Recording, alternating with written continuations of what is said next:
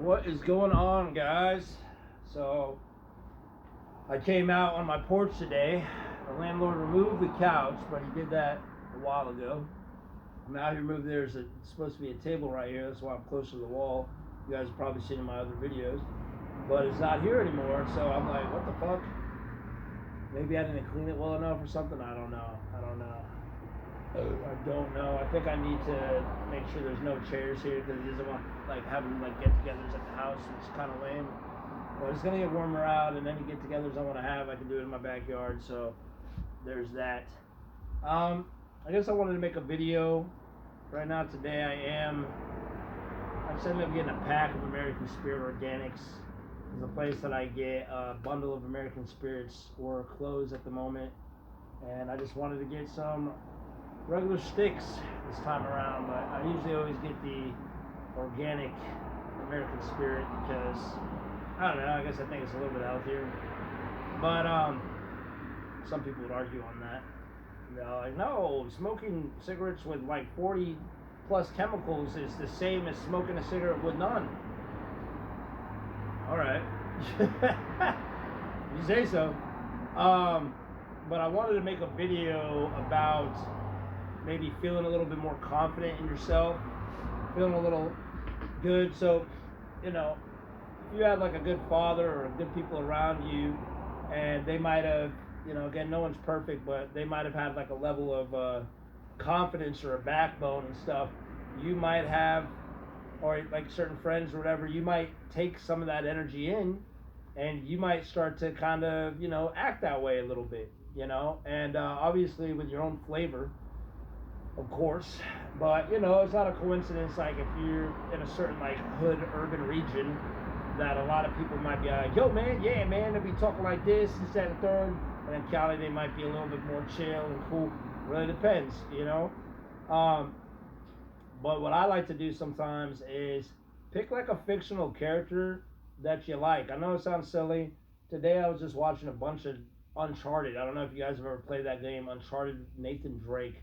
I love that character. The way they made those games are so freaking good. If you haven't played it, I really suggest you do. If you have PlayStation 3, 4, or 5, it is on the PlayStation Network. For PlayStation 3, I'm not sure if it's on the network, but I did have all the games. And I sold my PS3 like a fucking idiot. Because at that time in my life, I was really trying to get weed. It was pretty dumb. It was retarded. But I like to watch it sometimes, or maybe like a confident character. I was even watching some of the A-Team while I was working out at the gym today, and one of the guys, he was like really good with the ladies, and I kind of started like mimicking it a little bit and taking in that energy. So it's like, imagine yourself like that's you. Imagine like you're Nathan Drake and you're jumping around and you're freaking opening up temples, and just imagine that's you and feel what that's like and take that in a little bit, Even when I smoke like tobacco sometimes, I'll imagine like, like Kiryu or Ichiban from Yakuza and how, or Client Eastwood, and how they smoke, and it does affect me. It makes me feel more grounded, makes me feel like I have a self-identity a little bit. You're taking it in and making it in with your own flavor, It's not like you're them, but you take that in, and I always find that sometimes that helps me a lot.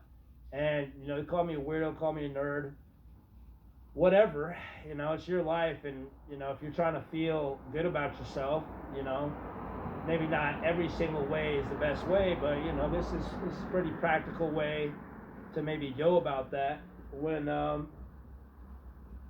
having freaking, maybe that's the thumbnail right there, but maybe that's an okay way to go about it. I find it an okay way. It's not harming anybody. But pick up some of those traits. What I love about Nathan Drake is that he's just naturally funny. He's naturally charismatic. It's not like he's really trying. And he has a great sense of humor even in the face of danger. So I was just picking up that energy. I was like mimicking, I sound silly as hell, but I was mimicking like a lot of the things he was saying, even other characters in the game, and it does make me feel fucking good. It makes me feel like, yeah, I got some like sometimes I come on here and I have a shit ton of energy because I'm fucking bombarding myself with Eric Bugenhagen. If you haven't seen Eric Bugenhagen, and a lot of times I love feeding off of his energy. You know, not in like a negative way. He's not even around me, but like kind of taking some of those characteristics and using in my life, and it has helped me.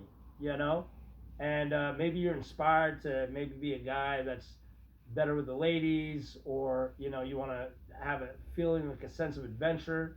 You know, and I think a part of that, besides taking action, I think taking action is the best thing, but it's also getting into like a certain, you can call it a frame or an energetical feeling state of like, yeah, you know, like pretending, like watch a movie where the guy is just like a smooth ladies man and take some of that in. Don't go all the way, you know, it's still a movie, it's still fiction, but fiction takes from reality as well, you know, so yeah, you know, that's basically all I gotta say, I guess. But yeah, take a little bit from those works of fiction and imagine you're the character.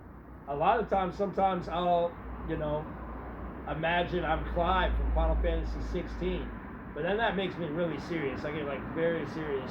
But at the same time, that could be unlocking a certain part of you that you are really serious about certain things. You know, I know. Always talk about Final Fantasy. One of my favorite games, the first one I ever played, and probably one of my favorite ones besides 7, which I don't think 7 is overrated at all. I think it's actually a fucking fantastic game. And as I get older, I push out all the mainstream bullshit. It's like, oh, it's overrated. It's not overrated. It's one of the best games ever. But Zidane, the main character from Final Fantasy 9. One of the things I like at the game, because he's a really lighthearted, kind of a ladies' man. And then he meets a princess, you know, the kind of old school fairy tale kind of thing, which I don't think it's silly at all. I think these things come from places. And at the end of the game, like, there's one character named Vivi who finds out, he's like 6 years old in the game, and he finds out that his lifespan is very, very short. And at the end of the game, you find out that he's dead, but he had an offspring, right?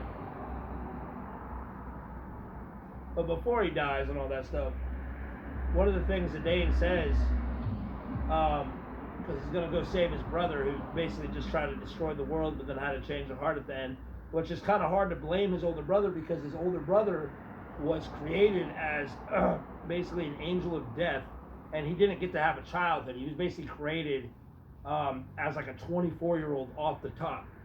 And so he had a lot of fucked up shit going on, and he never really had friends or anything like that, so he never really understood it. And Zidane was the one that, he was supposed to be an angel of death too, but he was more of a pure creation, because he had like an actual lifespan. And he grew up from a baby to, I think he's 16 in the game, but the age in my mind at that point is irrelevant, because it's such a totally different lifestyle that he would live. He's not going to school. I mean, he was a thief in a group of thieves at the age of like 6. So at his age, he's already like a cool 30-year-old. Maybe that's how he would see it. But like, you know, he's just in a totally different mental place. But basically, at the end of the game, he's talking to Vivi. He's talking to everybody, and they're like, "Ah, don't save this guy." Oh, because Kuja has to change of heart at the end, because, you know, somebody's yelling like crazy. You know, Kuja finds out that he's going to die too. He has a short lifespan. He's like, well, if I'm going to die, I'm taking everybody with me. And this is from somebody that's never had any friends. And I know I'm kind of digressing from what I was talking about, but this is just kind of how my mind works. And then at the end, like, you beat Kuja, and then you have to fight this fucking deity that's like totally about nihilism. It's like, okay, well, Kuja just showed that people are going to suffer, so if people are going to suffer, I might as well just destroy the whole fucking universe. And your team's like, fuck that. Nuh-uh, not the memories that I've had, all this stuff that some people might find trivial, but it's not, because those same type of people are very sad. If you notice those people who are like, this isn't even real, like all this bullshit, they're usually very sad people, right? But anyways, he saves him.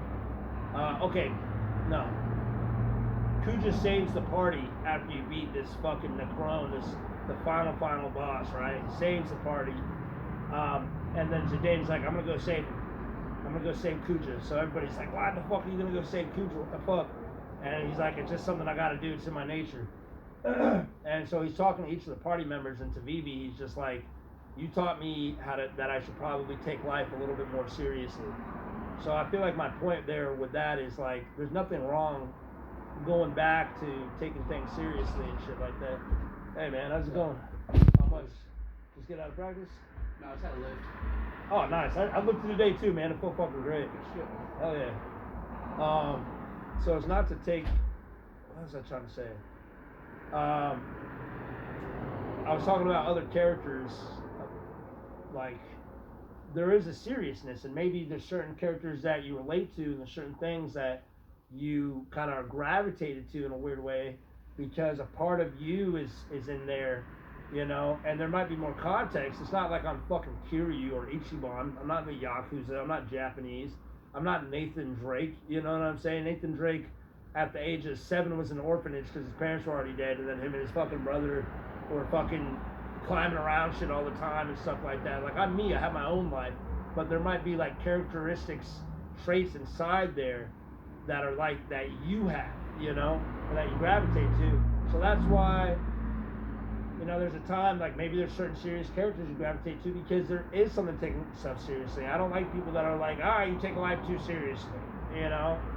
You don't know that person. You don't know why they take it too seriously. Maybe they do need to lighten up a tiny bit, but like, you don't know that person. You don't know what they're going through. You don't know why they take it so seriously. You know, you don't know if they think about their family and the choices that they're making and stuff, and they don't want to just be palling up with everybody all the goddamn time and shit like that. And maybe there's something that they have to face and look at and take seriously in order to get themselves back on the right track.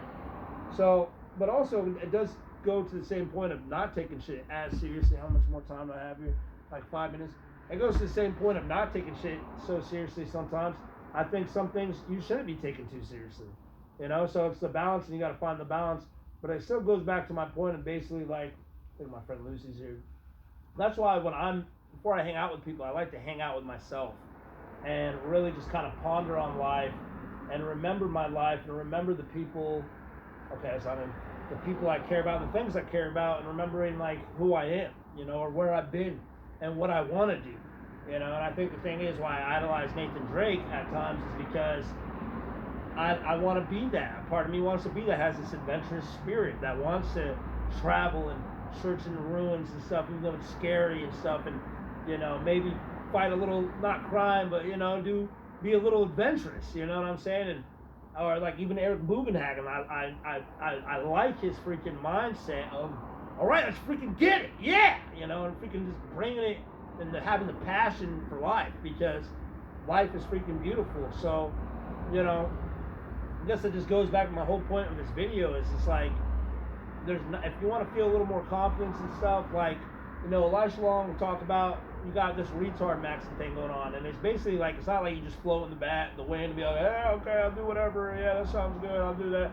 Yeah, it's basically like you have your own convictions, and nobody needs to tell you jack shit, and you're gonna be like, I'm gonna do this even if this seems fucking silly, even if this seems foolish or I seem childish and stuff, and you'll find your own way. You know what's right and what's wrong, you know what I'm saying? And maybe there's certain little beads in there. It's not like you have to go full on, you know, like I gotta lock in, you know. It's like, work with where you're at. That's where I'm always kind of preaching that, is like, stay pragmatic, you know, be in your means, work within your means, you know.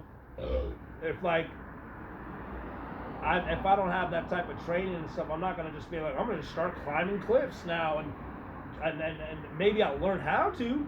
Maybe that'll inspire me by watching Uncharted to start like rock climbing and certain things like that. But that doesn't mean like, you know, I'm watching Dragon Ball Z and like, all right, I'm gonna jump off a roof and see if I can fly. I know I have it within me. This is the only way. Like, that's not working with your means, because you never fly before. You should start on the ground.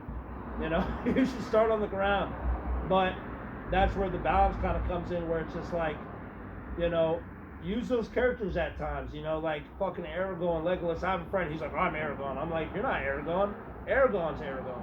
And I'd be like, I'm Aragorn, you know, and like I was fucking high all the time. I'm like, this is me, I am Aragorn. Because you get so wrapped up in the identity. But it's like, no, you're not. Aragorn's Aragorn. You're you.